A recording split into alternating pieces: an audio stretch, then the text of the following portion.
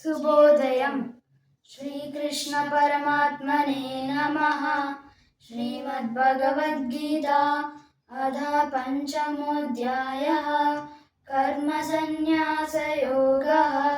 అర్జున ఉవాచ సన్యాసం కర్మణాం కృష్ణ పునర్యోగం చ శంససి యచ్ఛ్రేయయేతయోరేకం తన్మే బ్రూహి సునిశ్చితం. శ్రీభగవానువాచ సన్యాసః కర్మయోగశ్చ నిశ్రేయసకరావుభౌ తయోస్తు కర్మ సన్యాసాత్ కర్మయోగో విశిష్యతే.